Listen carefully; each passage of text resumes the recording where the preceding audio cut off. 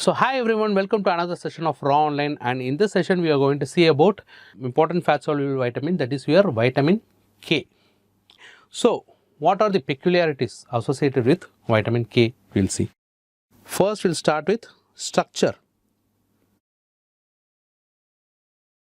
As all the fat soluble vitamins like vitamin A, vitamin E, vitamin K is also a polyisoprenoid unit with naphthaquinone.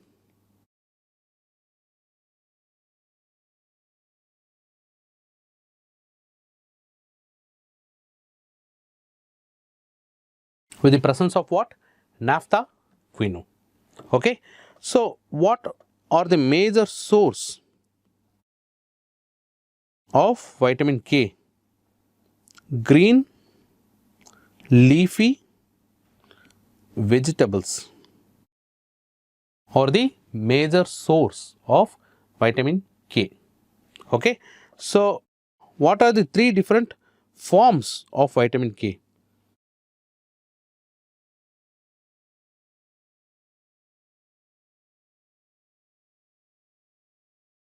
If it is plant, it is called as phyloquinone.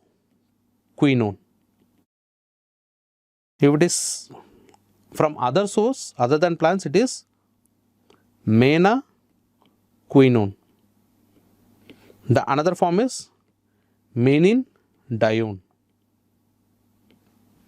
Okay. So these are the active forms of vitamin K: phyloquinone, menaquinone and menindione. Okay. These are the various active forms of vitamin K. Okay.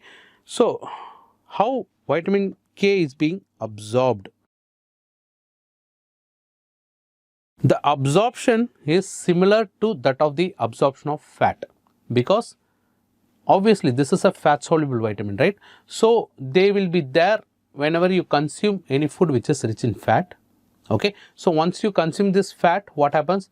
It gets absorbed, then absorbed as what? Chylomicron.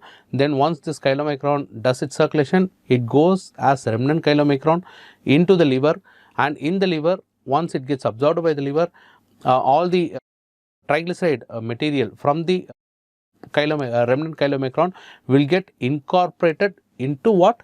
Your VLDL. So once you incorporate that, you incorporate your fat soluble vitamins also. So once VLDL is formed inside the liver, it gets outside the liver and it enters the circulation and it reaches the target tissue where it will deposit all the TGL, triglycerides. Okay. So the absorption is similar to the absorption of digestion and absorption of fats. Okay. So this is all about the absorption of vitamin K. Okay. Now we will see the importance, the clinical significance of vitamin K. What is the clinical significance of vitamin K? So vitamin K is the one which will activate your clotting factors. Okay. So what kind of clotting factors it will activate? Mainly it will activate the extrinsic clotting factors, that is your factor 2, factor 7, factor 9 and factor 10, along with protein C and protein S. Okay. So these are the clotting factors it usually activates. Okay. So we will see the mechanism how it activates the clotting factor. It activates the clotting factor by gamma carboxylation. Okay. What is this gamma carboxylation? See, these clotting factors, factor 2, 7, 9, 10, these clotting factors will have an amino acid end, and that amino acid end will be rich in glutamic acid or aspartic acid. Okay. So this glutamic acid, mainly the glutamic acid, not the aspartic acid, mainly it will be rich in glutamic acid. Okay. Now, if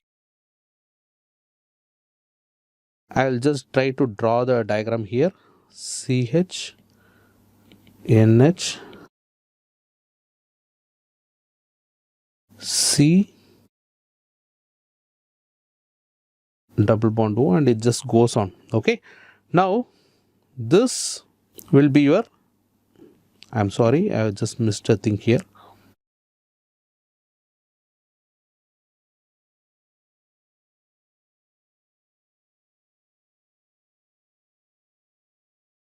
Okay. Now, this will be your alpha, this will be your beta, this will be your gamma. Okay. So, this gamma region will have a carboxylated region already, because this is a acidic amino acid, glutamic acid. Okay. So, this is the structure. Now, what happens?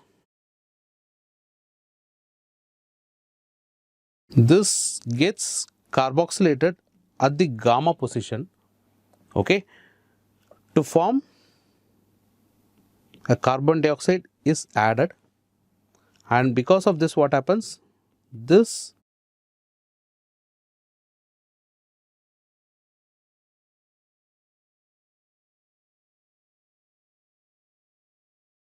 it will be like this.